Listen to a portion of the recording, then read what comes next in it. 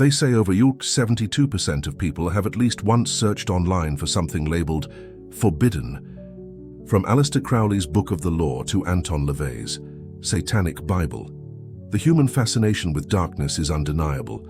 Even artists like David Bowie and Marilyn Manson openly explored satanic symbolism, not out of devotion to evil, but as a rebellion against imposed morality. Yet few texts have stirred as much controversy and fear as the Black Book of Satan, not because of its rituals, but because of what it claims to reveal about power, consciousness, and human nature itself. The origins of the Black Book of Satan are as mysterious as its content. First circulated in underground occult circles in the late 1970s, the book was said to have been written by the Coup, Order of the Nine Angles, O9A, a secretive organization in Britain.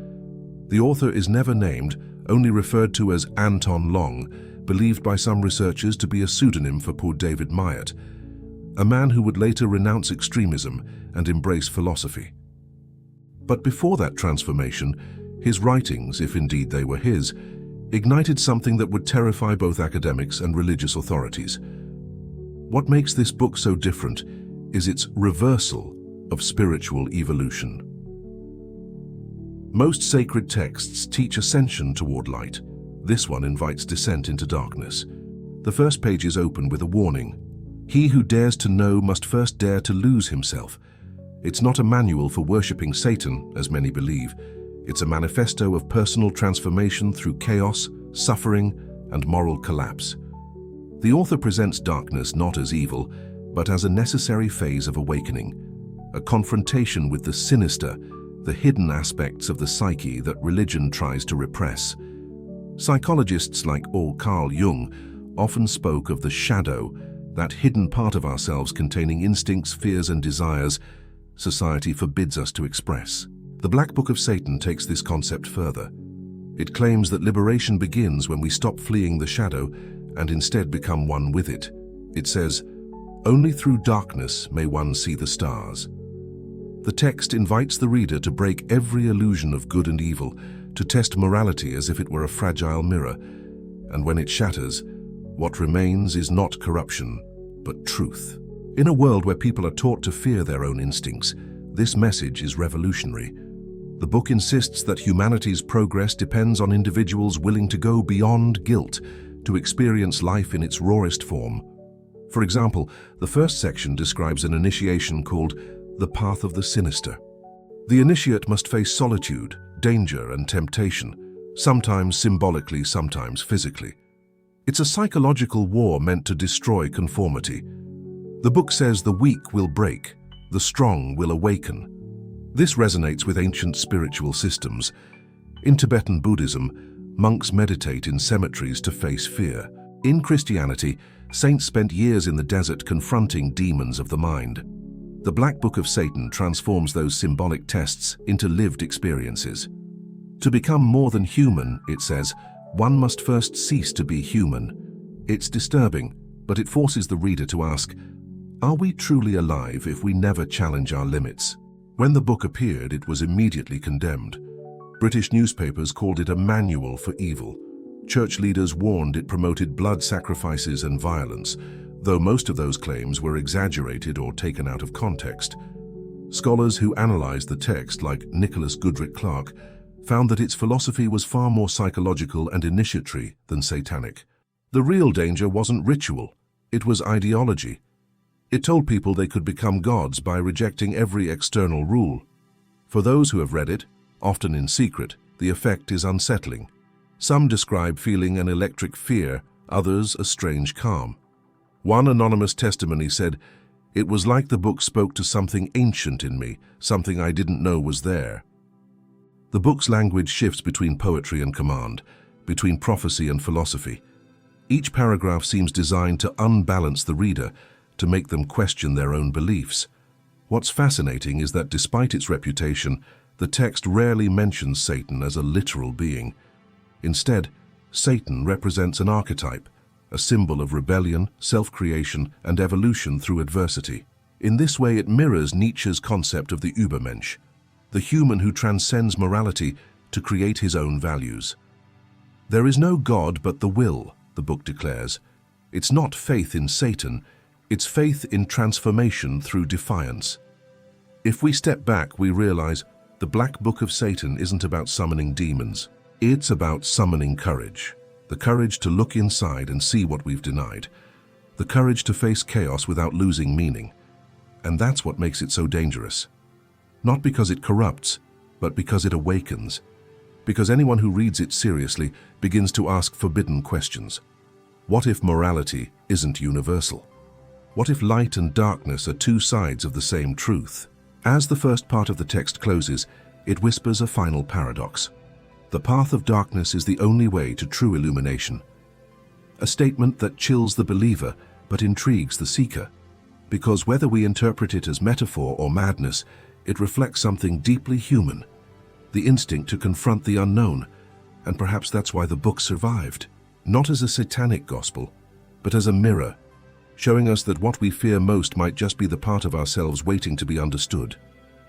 In 1982, British intelligence listed the Order of the Nine Angles among the most secretive and potentially subversive occult groups in Europe. Yet to this day, no one can clearly define who founded it, how many members it truly had, or even what the Nine Angles really mean. Some scholars claim the number represents 9 dimensions of reality. Others say it refers to 9 gateways to human transformation. But those who have dared to approach the group agree on one thing. The Black Book of Satan was its manifesto, a coded revelation of its philosophy. The order was born in the rural shadows of Shropshire, England, a place where ancient druidic ruins still sleep beneath moss and fog. It emerged at a time when occultism was evolving, from theatrical rituals of Laveyan Satanism to something far more philosophical, more dangerous. The O9A rejected the showmanship of the Church of Satan. They saw LaVey as a salesman, not a seeker.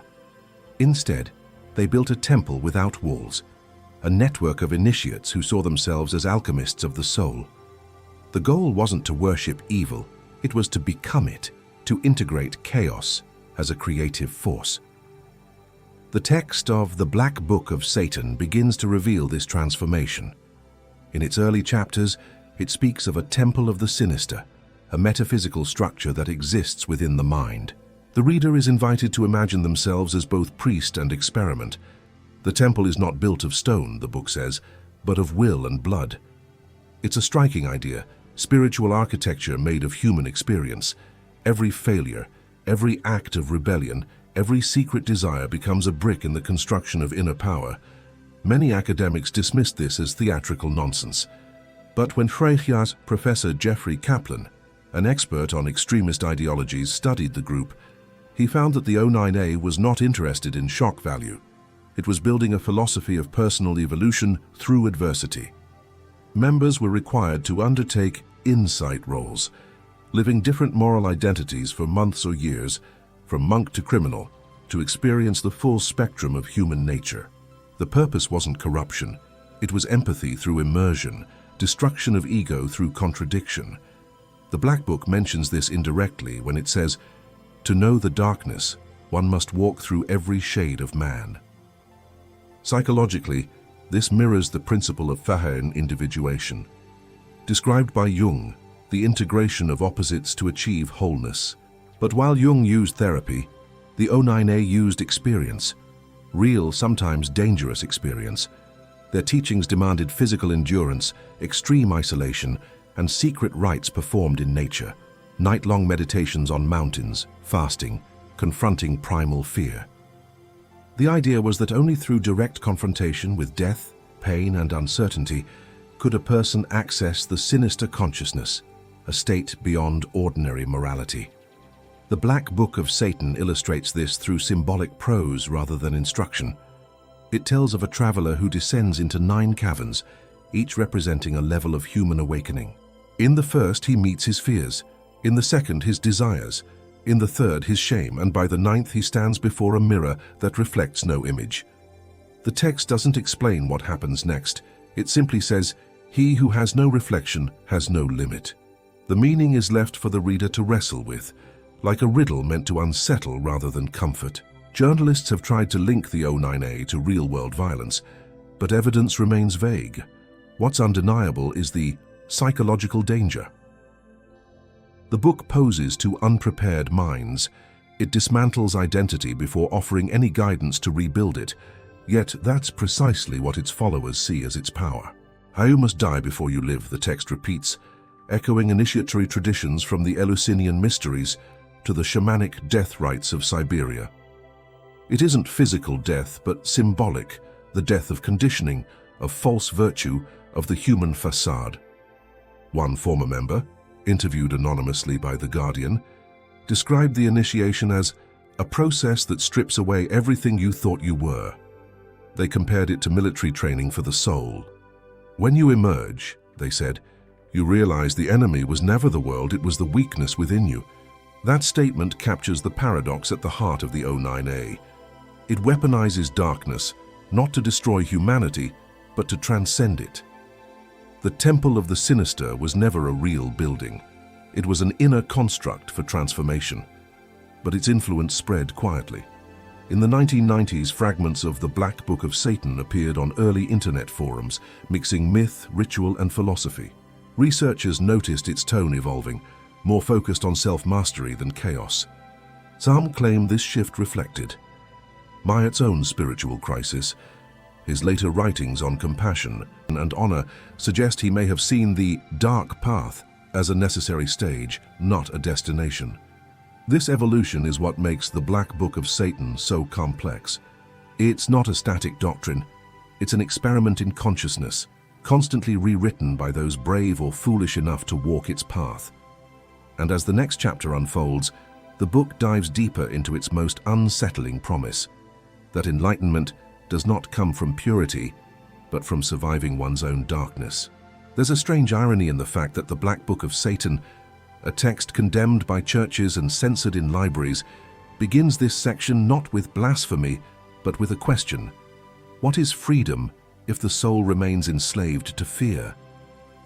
It's a haunting line, because it speaks to something universal: fear of judgment, fear of loss, fear of our own potential. This is the psychological terrain of the Sinister Path, the journey at the heart of the book, one that claims to lead beyond morality, beyond duality, and into something that could be called enlightenment through darkness.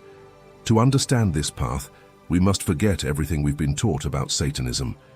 The Black Book of Satan is not a manual for worship, it's a map of personal metamorphosis. It suggests that every human being contains both creation and destruction, light and shadow, and that true wisdom comes not from choosing one, but from mastering both. The book insists that suppression creates sickness. What is repressed becomes the master, it warns, echoing the insights of Sigmund Freud, who believed the unconscious mind controls our actions far more than we admit. Throughout this section, the text becomes almost poetic. It speaks of the seven gates, an initiatory passage mirroring both ancient mysticism and modern psychology. Each gate corresponds to a transformation of the self, from ignorance to awareness, weakness to strength, morality to understanding. The first gate demands the initiate confront fear itself. Fear is the ghost that guards the soul's door, it says. The second gate deals with desire, not to suppress it, but to face it without shame. By the third, one must confront guilt, the residue of cultural programming that keeps humanity chained to obedience. At times, the book feels less like a grimoire and more like a psychological experiment. It asks the reader to look at their own hypocrisy, to admit that beneath every act of kindness hides a trace of selfishness, and beneath every act of cruelty hides a desire for recognition. It's uncomfortable reading, but it forces honesty. The text says, "To lie to the world is forgivable. To lie to oneself is eternal damnation." This is where the O9A diverged from all other occult traditions. The Sinister Path is not about power over others, it's about power over perception. Modern philosophers like Michel Foucault and Nietzsche both argued that power is rooted in self-definition. The Black Book takes that principle to its extreme. It suggests that when we confront our shadow and integrate it, we no longer depend on any external moral authority. The initiate becomes his own law, his own God. There is no forgiveness, it says, for the God who judges himself.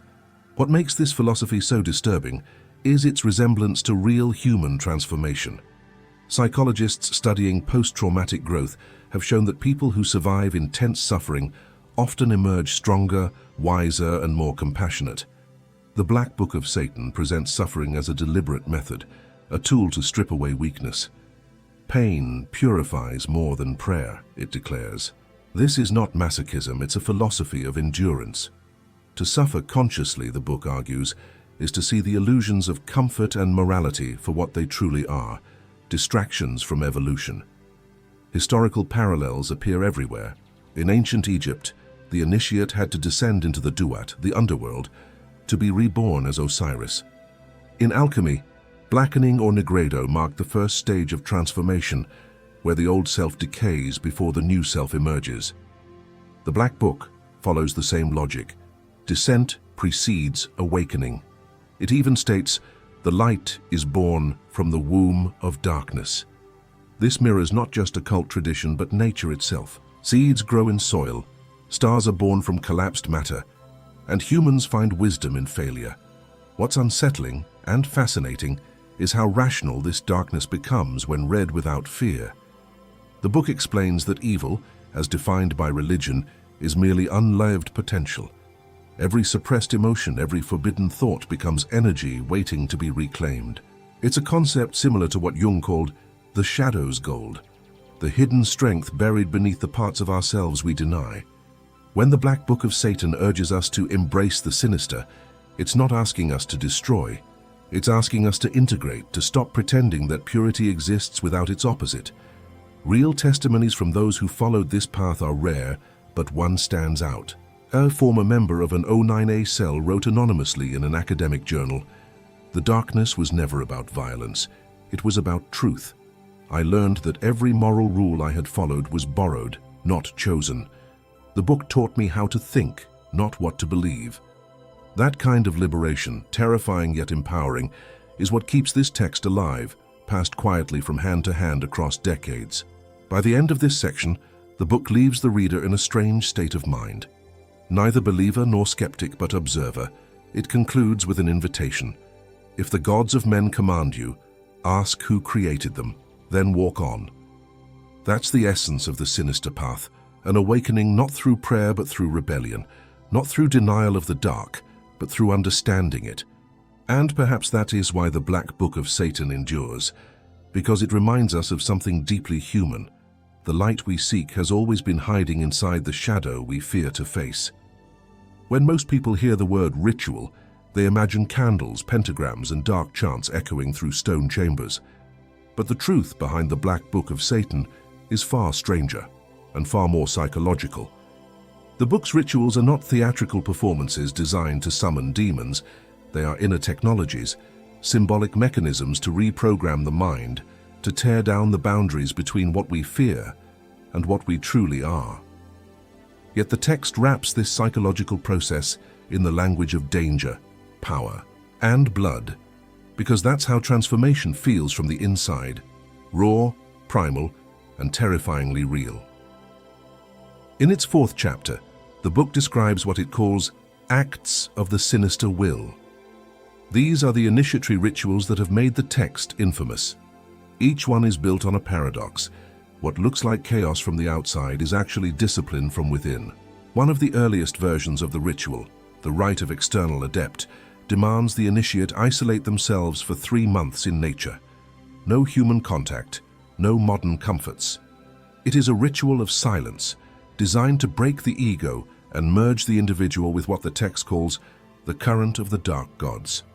Though critics interpreted this as mystical nonsense, psychologists today would recognize it as a form of sensory deprivation and ego dissolution, similar to methods used in deep meditation or military training to reset identity.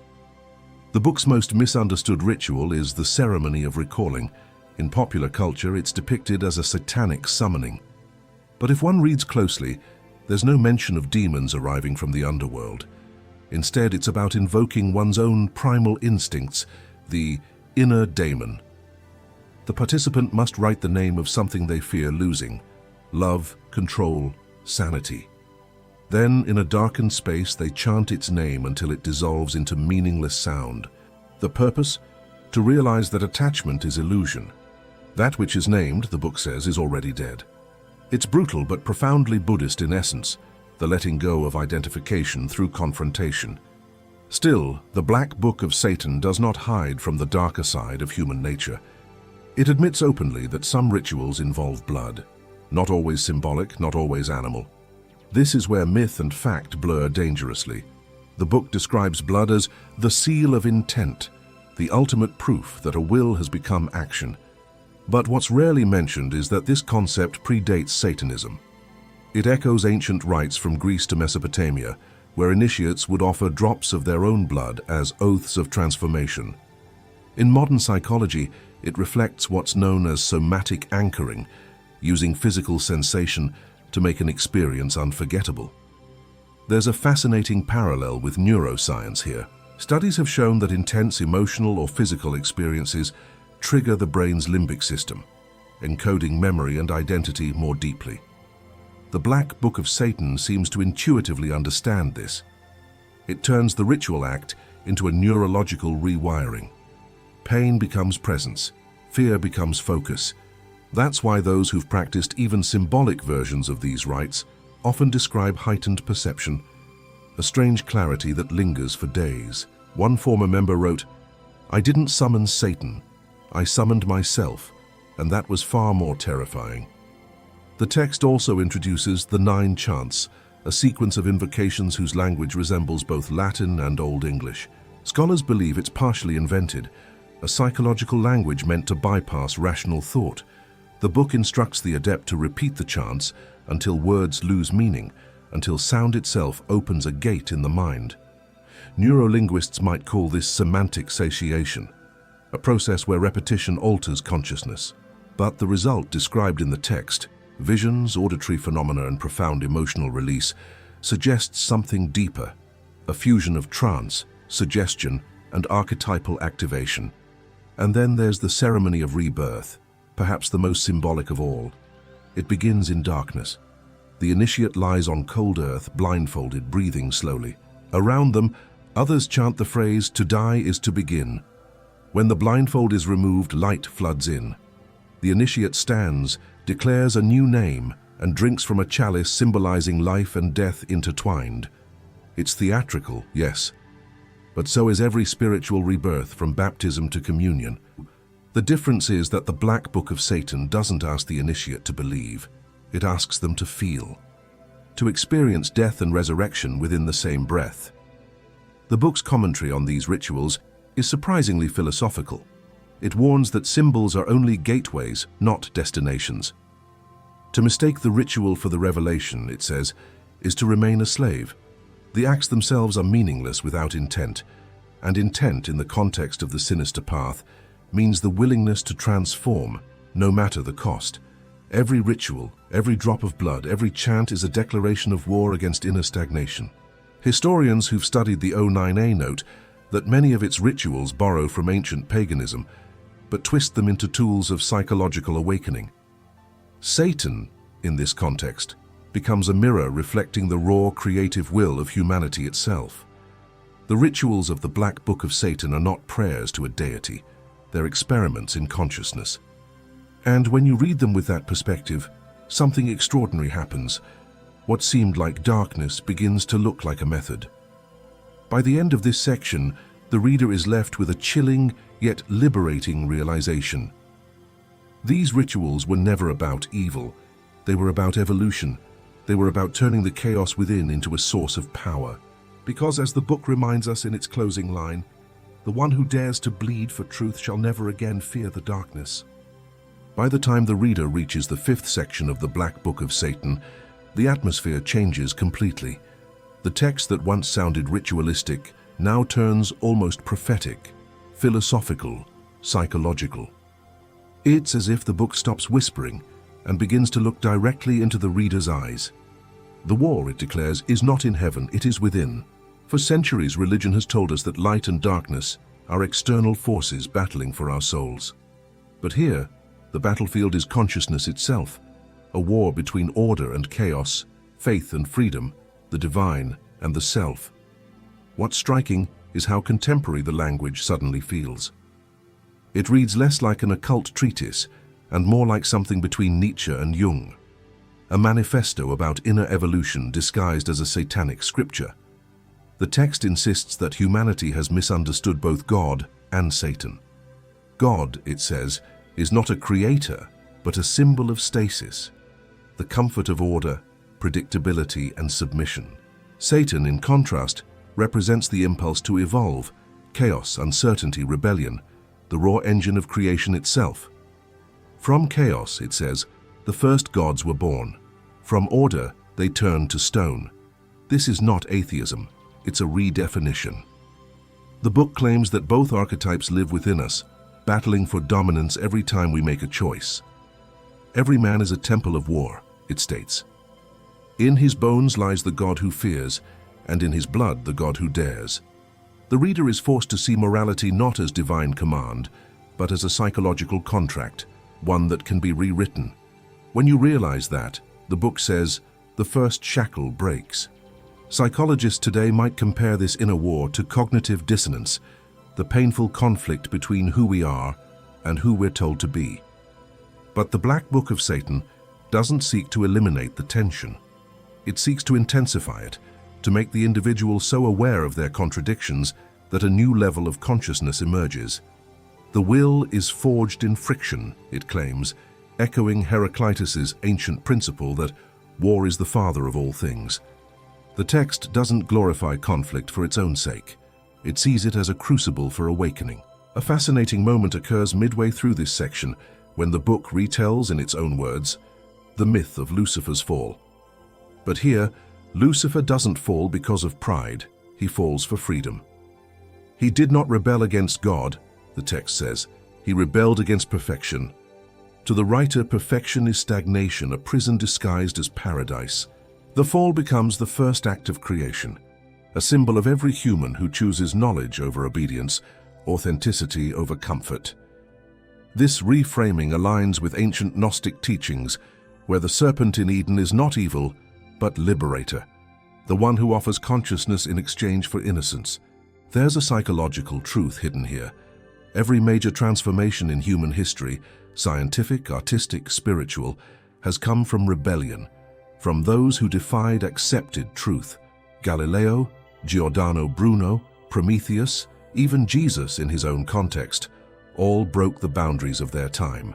The Black Book of Satan uses these archetypes to redefine Satan not as a being of destruction, but as a symbol of evolution through resistance. Without the rebel, it writes, the universe would sleep forever. But this isn't a romantic glorification of evil. The text constantly warns that rebellion without reflection leads only to new chains. It distinguishes between reaction and revolution. Reaction is blind defiance, the immature ego screaming against authority. Revolution, in the book's sense, is a spiritual act, destroying false gods within to reveal the true will beneath. This mirrors Jung's idea that individuation requires integrating both the light and the shadow. One cannot become whole by choosing sides. The book even quotes, nor paraphrases, this idea with chilling simplicity. The angel and the beast are one. He who denies either shall never be complete. For readers who take this seriously, the implications are enormous. If God and Satan are inner symbols, then salvation and damnation are no longer cosmic destinations, they're psychological states. Heaven is harmony with one's nature. Hell is the denial of it. And in that sense, the war described in the Black Book of Satan is the human condition itself. Every moral crisis, every act of courage or cowardice is another battle in the endless dance between order and chaos. The text even provides a kind of meditation, though it's written like a command. It instructs the reader to stand before a mirror at midnight in silence and ask aloud, "Who rules me?" The exercise sounds occult, but it's pure psychology. Most people cannot answer honestly. We are ruled by fear of judgment, by social conditioning, by inherited morality. The book says the moment you see who truly rules you, parents, religion, culture, comfort, you have already taken the first step toward liberation. One former initiate, interviewed years later under a pseudonym, described this experience vividly. "The rituals were nothing compared to that moment in the mirror," he said. "I realized I'd been at war with myself my entire life, and I was losing because I didn't even know the enemy." That perhaps is the most valuable insight hidden in the text. The real devil isn't an external entity, it's unconsciousness. It's the part of us that chooses ignorance over truth because truth demands transformation. At its climax, the book whispers the words that define the entire philosophy of the order. There are no gods, only those who remember what they are. It's a sentence that feels both empowering and dangerous because it places ultimate responsibility in our hands. There is no savior, no curse, no external evil, only the inner war and the courage to face it. And as the section closes, the book leaves the reader with one haunting reflection. When chaos and order cease to fight, creation ends. But when they learn to dance, the universe begins again. In that dance lies the heart of the Black Book of Satan. Not a hymn to darkness, but a call to awaken, to balance, to reclaim the divine chaos that makes us human. At this stage, the Black Book of Satan feels less like a forbidden manuscript and more like a mirror, one that refuses to flatter. By now, most readers expect dark rituals or shocking confessions. Instead, what they find is something far more disarming: wisdom, dangerous wisdom. The kind that forces you to look at life differently, to question not only religion, but everything you think you know about good, evil, and purpose. It's in this section that the book reveals its true message, and it's not about worship, but transformation through awareness. The chapter begins with a statement that feels like a challenge. He who seeks truth must first be willing to lose himself in lies. It's an uncomfortable idea, but deeply psychological. We all live inside carefully constructed illusions of control, of virtue, of stability. The book claims these illusions are prisons built by fear. Breaking them isn't an act of rebellion, it's an act of courage. The reader is warned, however, that freedom without understanding becomes self-destruction. The fool who breaks his chains, it says, only binds himself with pride. This tension between liberation and responsibility is the essence of what it calls sinister wisdom.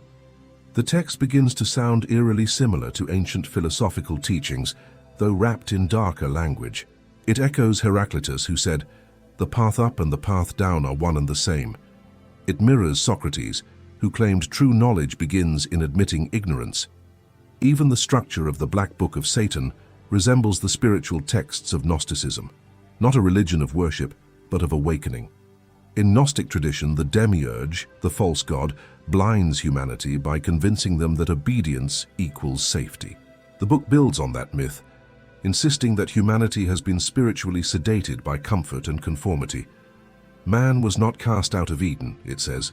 He built a wall around it and called it heaven.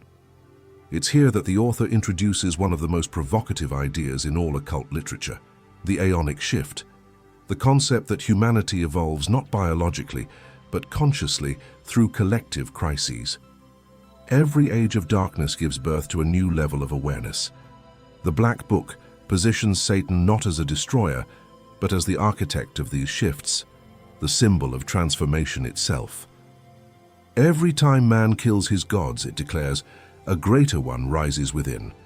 Whether read as metaphor or metaphysics, it's a breathtaking concept that chaos, destruction, and even moral collapse might be necessary stages of human evolution.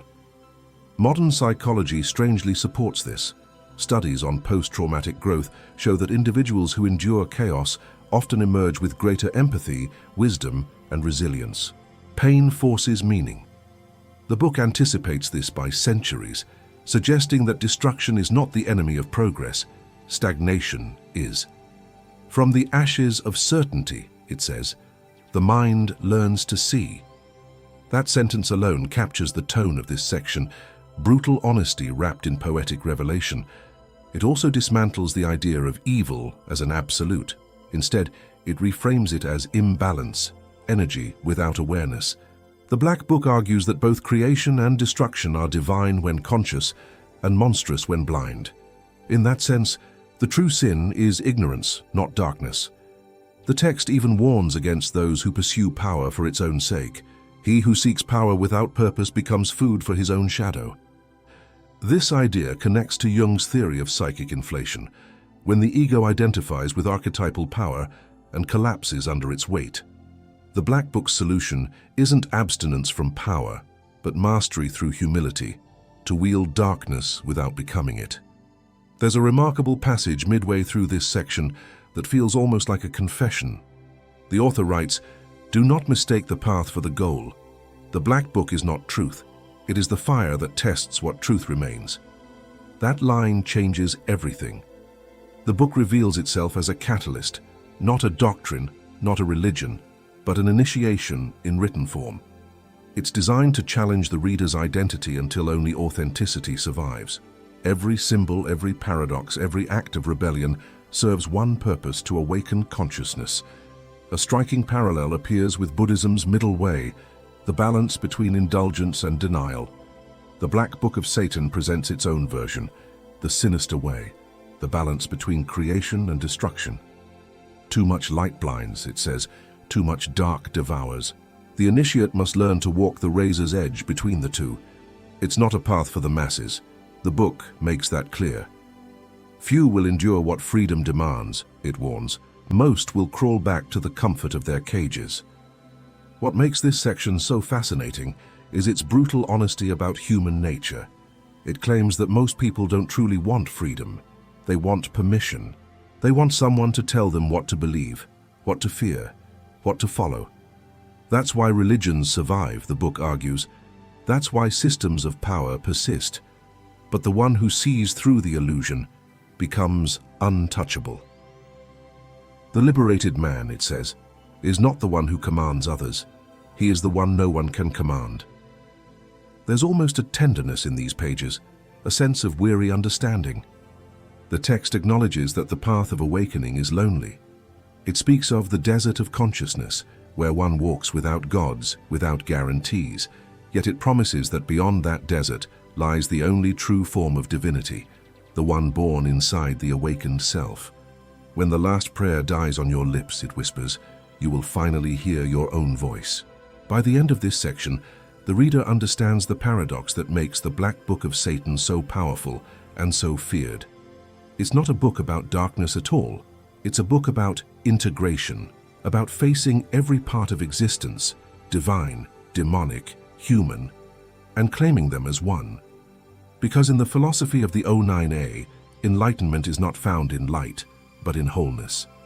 And as the text closes this chapter, it leaves a single sentence that feels less like an ending and more like a revelation. He who embraces all opposites becomes the axis of the world. By the final pages of the Black Book of Satan, the tone shifts again, softer, quieter, almost compassionate. After 6 chapters of confrontation, dissent, and self-dismantling, the book no longer speaks like a tempter. It speaks like a teacher. It's as if, after dragging the reader through shadow, it finally reveals the point. The darkness was never the destination. It was the mirror. What lies beyond is something few expect. Not corruption, not despair, but clarity. A wisdom born from surviving the fire. The last section opens with a single, haunting line.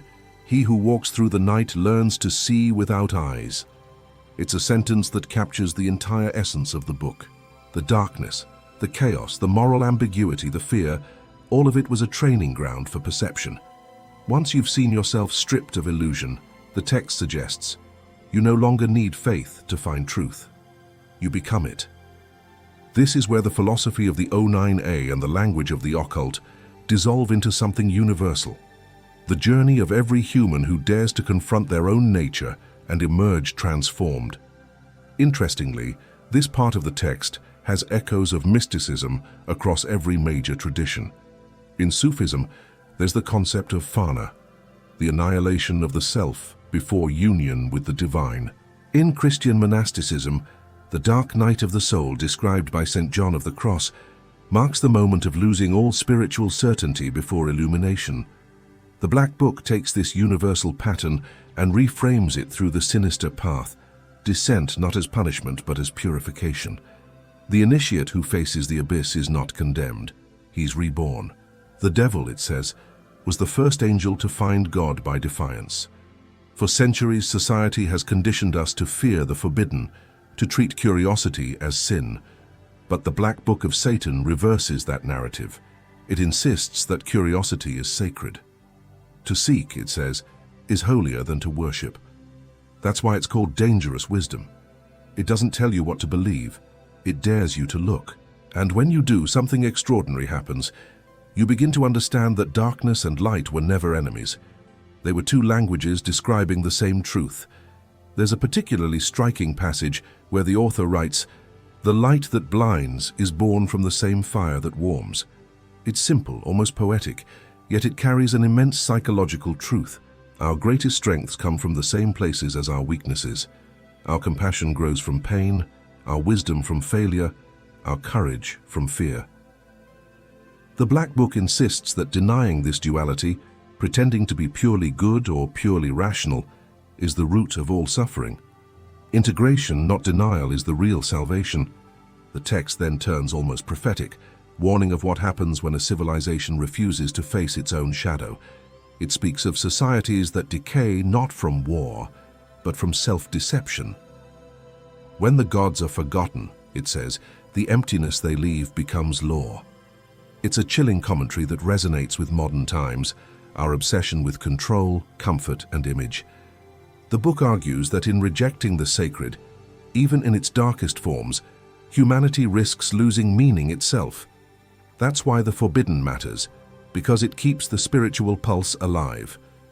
But perhaps the most beautiful aspect of this closing section is its call to responsibility. It does not glorify darkness, it demands awareness. To walk the sinister path, it warns, is to carry the fire wisely. Burn not the world, illuminate it. That line dismantles every misconception about the text. The Black Book was never a call to destruction. It was a metaphor for the inner alchemy of consciousness, turning fear into knowledge, ignorance into vision. The final pages almost sound like a farewell to the reader. You who have read, you who have dared, it says, know this. The path is not in the book. It is in the life you choose after closing it. The message is unmistakable. The real initiation begins not in ritual or rebellion, but in how one lives, how one faces the world after seeing it without illusion. And perhaps that's the ultimate act of satanic defiance, to remain human, but conscious. In its last paragraph, the Black Book of Satan delivers a message that feels less like darkness and more like liberation. There is no heaven to reach, no hell to fear. There is only the eternal task, to know, to create, to become. It's a statement that could have come from a philosopher, a monk, or a mystic. It blurs every boundary between good and evil, religion and rebellion, philosophy and faith. Because that's what the book ultimately teaches, that enlightenment is not the absence of shadow, but the mastery of it. And as the voice of the text fades, it leaves one final whisper, the kind that stays in the mind long after the page is turned. Beyond darkness, there is not light, there is understanding. In that single sentence lies the heart of the forbidden, and perhaps the reason this book, despite being feared, burned, and banned, still survives. Because what it really offers is not evil, it's awakening, the kind that begins only when we dare to open our eyes in the dark.